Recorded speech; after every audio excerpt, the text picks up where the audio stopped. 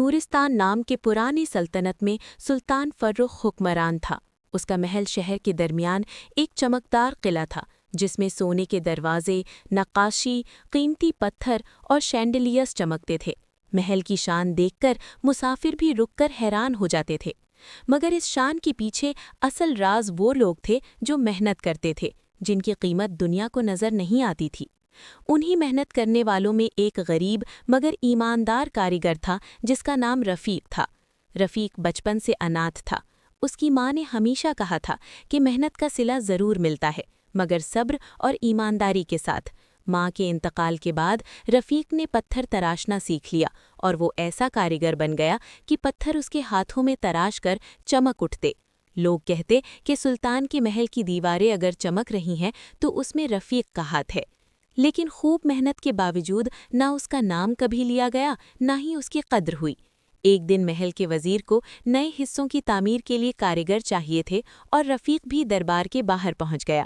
دربان نے اس کا مذاق اڑایا کہ تو محل میں، یہ جگہ تیرے جیسوں کے لیے نہیں، مگر رفیق نے مسکراتے ہوئے کہا کہ میں محنت سے جواب دوں گا۔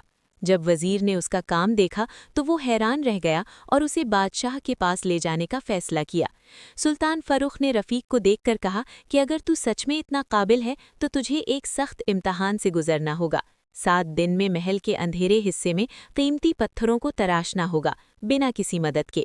اگر کامیاب ہوا تو عزت، پیسہ اور جاگیر ملے گی، اگر ناکام ہوا تو نکال دیا جائے گا۔ رفیق نے امتحان قبول کر لیا اور 7 دن اور رات بنا رکے پتھر تراشنے لگا۔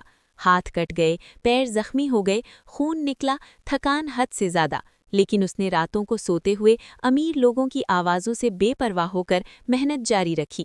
اس نے دعا مانگی کہ اللہ محنت کا صلہ دے۔ محل کی راتوں میں ایک شہزادہ چوری چھپا رفیق کو دیکھ رہا تھا۔ یہ شہزادہ زیان تھا۔ اس نے رفیق سے پوچھا کہ تم اتنی محنت کیوں کر رہے ہو؟ رفیق نے کہا کہ میں چاہتا ہوں کہ میرے ہاتھ کی بنیاد پر کوئی غریب محفوظ ہو جائے۔ شہزادے نے سوچا کہ یہ آدمی میرے رعایا سے زیادہ سچا ہے۔ دونوں دوست بن گئے، مگر زیان نے ایک راز چھپایا ہوا تھا۔ وہ بھی بادشاہ کا امتحان دے رہا تھا تاکہ اپنے باپ کا بھروسہ جیت سکے۔ مگر محل میں سب اچھے لوگ نہیں تھے۔ وزیر اعلیٰ رفیق سے جلنے لگا۔ اس نے پتھروں میں ملاوٹ کر دی تاکہ نقاشی ٹوٹ جائے اور رفیق ناکام ہو کر پھانسی کا حقدار قرار دے دیا جائے۔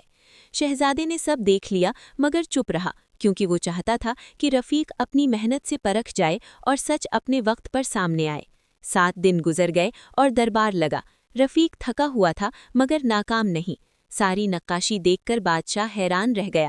محل کا وہ حصہ پہلے سے زیادہ روشن اور خوبصورت بن گیا۔ شہزادے نے سازش بیان کر دی، وزیر گرفتار ہوا اور رفیق کو عزت دی گئی۔ بادشاہ نے کہا، آج سے تم صرف کاریگر نہیں بلکہ نورستان کے مہان فنکار ہو۔ اس کو جاگیر ملی، سونے کے سکے ملے اور محل میں اپنا گھر ملا۔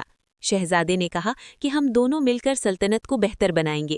رفیق کی محنت نے اس کو عزت، دوستی اور نام دیا، اور جو لوگ سازش کرتے ہیں وہ اپنی سازش میں تباہ ہو جاتے ہیں۔ رفیق کی نقاشی محل کی شان بن گئی اور اس کا نام ہر بزم میں لیا جانے لگا۔ لوگ کہتے کہ محنت کبھی ضائع نہیں جاتی اور انسان کا درجہ پیدائش سے نہیں بلکہ اس کی کوشش سے ہوتا ہے۔ رفیق نے دکھایا کہ ایمانداری اور محنت سے قسمت بدلی جا سکتی ہے، اور جو محنت کرتا ہے وہ کبھی بے صلہ نہیں رہتا۔